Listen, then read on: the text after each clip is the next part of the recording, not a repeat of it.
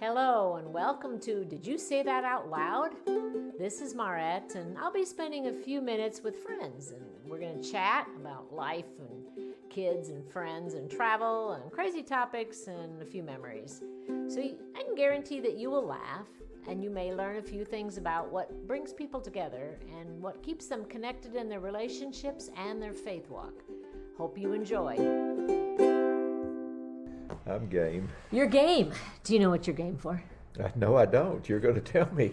So this is Marette, and I am introducing my world to Topper. That's not your real name. Well, it's not my real name, but I've had it for over 81 years. I've had it all my entire life. It came and people asked me probably 3 times a week how'd I get it, and it's a very short and not necessarily interesting story. I'm told that an aunt of my mother's, or my dad's, one of the two, said as just a joke before I was born, while my mother was pregnant, this kid's going to be the topper of them all. So they started calling me Topper even before I was born, just like you would name a kid Bubba or whatever. And so we're from the north. We would not name a kid Bubba. Well, I know you wouldn't, but I mean we do in the South. You know, it's Bubba 1, Bubba 2, and Bubba 3. Bubba if you 3. have 3 children, That's right. You know. You can say Bubba and they all come to dinner. But the point is, I've had it all my life, and there were a couple of times I tried to not have it, and there was always someone in my world still that knew it, and they'd call me that, and then once it bright. So I decided just to keep it. It's very useful, and it has been useful throughout my career. Because people do remember it. You don't forget it. No. My name would have been Mert, although my brother called me Gigi because he couldn't say Marette, because that's an impossible name to say. But in high school, somebody started calling me Mert, and it just stuck. And there are people here and my father got upset one day because the mailman delivered a letter. We lived 7-8 miles from the post office. It said Mert, West Concord, Minnesota. And they got it to me, and my father said, you have a given name. Yeah. But everybody still calls me Mert. So, some questions. What 2 foods do you never want to see again? 2 foods you never want to see again. And you can't say burned, charred, or rotten. No. Gee, I'd have to think on that because you can tell from looking at me, if you could see me, that I really like food. So I really hadn't given that a lot of thought. Okay, let's go the opposite then. What 2 foods do you never want to be without? Well, I like ice cream a lot. Mm. I don't eat a lot of it because it's really not that good for me. But amazingly, my dad was the manager of an ice cream company. That's what he did. And so I had literally an endless supply. Yeah. In fact, in our basement, we had a commercial ice cream cabinet that he kept all of what they call novelties, the Nutty Buddies and the Pops and all of that. My friends loved to come over, and I might eat one a week. I mean, I just didn't when I was a kid, but now that I'm having to pay $4, $5, $6 a half gallon for it, I can't get enough of it. It's kind of like when we were kids, my dad milked cows, Mm-hmm. and we went to the dairy. And the dairy was in the same town as my grandparents lived. So we'd go to piano lessons, come back to my grandparents, we'd go to the dairy, and we'd get cheese and stuff. And then we'd get the little treats. And we never paid for it. Yeah. You just told them the number, $6.91. That might not have been the number. And then my dad would get the milk check and watch all the deductions taken out for all the little novelties. And then we found out we did have to pay for it. We had fried chicken tonight. I love fried chicken. Another one that I could live without. I mean, you can live without anything if you have to, but I like fried chicken. There's not too much I don't like. One thing I don't like is sushi. I'm not a big sushi person, either raw or cooked. I mean, it's just not my thing. So that would be one that comes to mind that I don't care for. Well, one's okay. We're not going to argue with that. Chocolate. I don't want to be without chocolate. I love chocolate. Dark chocolate. Don't give me this milk chocolate, sweet chocolate, funny looking colored chocolate. Yeah. Dark chocolate. Now, I didn't like chocolate for years. When I was even into my adult life, I didn't like chocolate. And I don't know how I developed a taste for it, but now I really like it a lot. When I was 3 years old, I fell out of a car and broke my thigh, and I was in the hospital. Had a doctor who was way ahead of his time, and he said the only way to keep this kid from being crippled permanently is to put him in traction, put both of his legs in traction for 6 weeks, to while the one of them healed. Otherwise, he's growing so fast that it'll be one of them will be shorter than the other. So I've never been eternally grateful for him. But where I started with that is they fed me spinach. I remember and I hated it in the hospital. And so forever I hated spinach, but now I'm okay with it. I've developed a taste for it. It's not my favorite thing. I like spinach like in a Subway, but cooked spinach I used to eat a lot more, but nah. Well, this was cooked that they gave Yeah. me. Yeah, anyway. Popeye, gonna be Popeye. So you've been around the world several times. You've been to how many countries? Well, and I don't. A We few. kept track when we had to apply for global entry. The first time they wanted us to list all the countries we'd been to in order to apply, and I thought that was crazy because they knew already. It was a trick question, so to speak, and we just gave up. And then the next time we applied, which is about a year later, they had a list of all the countries in the world, and you could go, pick Check which them off. ones you. So anyway, and it had to be in the last 5 years. So we just because we were forced to stay with 5 years, but it wound up that including repeats, and some of them were 2 or 3 times, but including repeats, we had been to 88 countries in 5 years. Okay, what is one of the most amazing things you saw? Now I'll tell you mine, and I'm not sure because we just got back from Ireland and there was some pretty awesome stuff in Ireland. But when I was in Africa, we went to Victoria Falls. I didn't know I wanted to go there, but it was full of water, running hard, running fast. It was amazing. We went to Victoria Falls also, and it was dry, almost dry. It was a trickle. We had gone there on the Rovos Rail, which is arguably even nicer than the Orient Express. It's not well known, but it's a luxury train. It was a wonderful experience, the train was. But we actually spent the night at the hotel at Victoria Falls as we were on a tour, and it was disappointing because it wasn't running. In answer to your question about probably one of them, we've seen so many amazing things. There's just no way to. We've been so blessed to be able to go so many places and do things. We've literally been to the Arctic. We've been to the Antarctic. We've been everywhere. And you've been to Wisconsin. And we've been to Wisconsin, and we've been to Russia several times. There's some magnificent things in Russia, which tragically probably nobody will get to ever see again, at least people in our generation.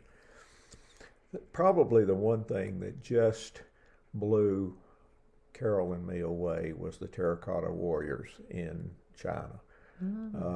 It is amazing. These things were done out of terracotta to guard the tombs of various people, and only at that time, and we were in China in 2008.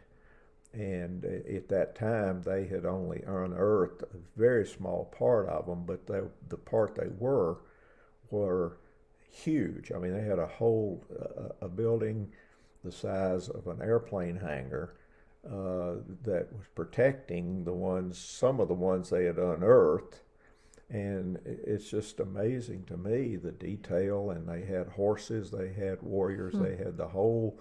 There's no way really to describe the magnitude of it and the magnificence of it. It's just, so that's the one thing that comes to mind that was just a holy moly, wow. That's really something. I think I remember as a kid, we were going to the Grand Tetons, and there's a certain part of that road when you're coming over, I don't even know what road it's called, and you come up over that rise and they spread out right in front of you, and it's one of those wow moments. Kind of cool. Okay. Well, we in the States, and we we've been blessed to go all over the world. But there's, within the United States, there's almost something more magnificent than what you see anywhere else. We went to Australia, and of course, it's a long, long, long, long way to Australia. We went over there, and candidly, we were a little bit disappointed because the things that are magnificent there are not as magnificent as what we have in the States. And of course, I'm always blown away by the Grand Canyon. I mean, how can you not be? We've been there many times, and every time we go, you just look at it and say, wow. I think we were, don't know if it was Ireland or where we were talking about that for somebody. I don't even know who to give credit or blame. And they said sometimes when you travel, you feel you have to travel to find the beauty. And we have beauty around us that we don't go see because it's too close to us. Well, and we're blessed to live in Tennessee, and we're getting to the age and the health. Although we're both still in relatively good health, we're getting to the age where we know that our travel far and wide is coming to an end. I don't fly anymore, and that's another whole subject, but the point is we're limited already to just traveling by car, but we do take long trips in the car, and we enjoy it. We go slow, and we enjoy it. But we have said just recently we're blessed to live in Tennessee, and Tennessee is gorgeous, and it has many, many things to see, and so does northern Alabama, southern Kentucky, Georgia, North Carolina, the states that literally immediately border Tennessee.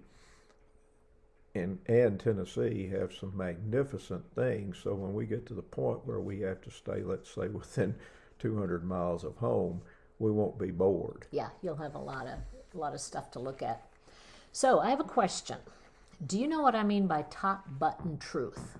Think about it. Do you know what I mean by top button truth? No. So think of a dress shirt. When you go to put your dress shirt on your shirt that has buttons, if you don't get the top one buttoned, nothing else lines up. Okay, so that's top button truth. So what is a top button truth in your life that lines up so that everything else in life falls into place? So for me, I think it's integrity. If you have integrity as a person, if you have integrity as a believer, the rest of life, the buttons will line up. I would agree with you, and Agree with me? It's on recording? Yes, it might. Yeah. Isn't that amazing? Let me tell you a little story. We were in a meeting. It was a business meeting. I was leading the meeting because of the position I was in. I had a number of my employees there, and that turned serious really quick and unexpected when I was asked, basically the same question.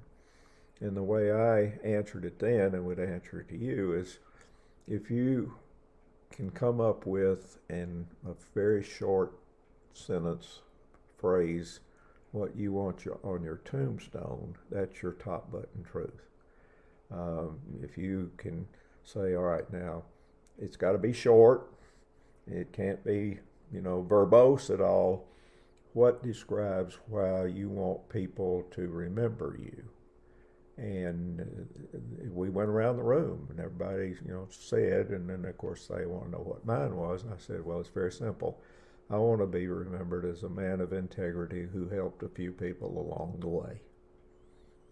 That's my top button truth. Basic, to the point. Going to have a picture beside it? I hope not. Wouldn't be a good one. Wouldn't be a good one. So, last thing, and we could talk all night, but we probably won't. There's a statement that I heard that I love. It's a question. If I got close to Jesus, would I be content with the hem of his garment? You ever heard that statement? No. That's because I come up with things nobody else has ever heard of. But when we live our life as a believer, and we are close to God, close to Christ, if we actually got close enough to touch the hem of the garment like the woman did, would we be content with that? For me, if I got close enough to touch the hem of Jesus' garment, I might just grab his legs. Because I like visual, but I like to, I'm a visual person, but I want my hands on something. I love pictures of my grandbabies, but there's nothing like picking them up. So would I be content with the hem of his garment? I'm not sure, because I would want more. Your thoughts? I think it would depend on where I was in my walk with him at the time. Because I don't know how other people feel, but I'll admit that there's times that I feel close, times I feel very far away in my walk with Christ. We've had hours of discussion about my feelings on the Holy Spirit, so we won't go here because we don't have time. But the point is, there's times when I'm really low, and the hymn would be great. If I could just get back close enough just to even touch him, I'd be thrilled. There's other times I might not even have to talk, if I'm feeling pretty good about where I am in my walk with him, I could walk alongside him and never have to touch him at all. Or I could let other people closer that needed to. Mm-hmm. I mean, I think it really depends on where you are, and I don't know about everybody else, but, there's days that I feel like, what's the use? I'm just whipped, and then there's other days that I'm in pretty good, I feel pretty good about things. So I think it depends on where you are on that particular day. You see him across the room, that's fine enough. Yep. Because there's other people that you say, well, they're clamoring to get to the hymn, let them have it. Yeah. There's other times that if I could just get there, I really would like to touch it. I don't know that I would ever have to do more than that. I mean, I hadn't thought about the question. I may change my mind tonight, but to me, I don't know that I'd have to have more. It's a topic to think about. Interesting topic to think about. So before we close her down, we met, and we've only known each other a couple years. I don't even remember the first time we met, but it's been a year and a half.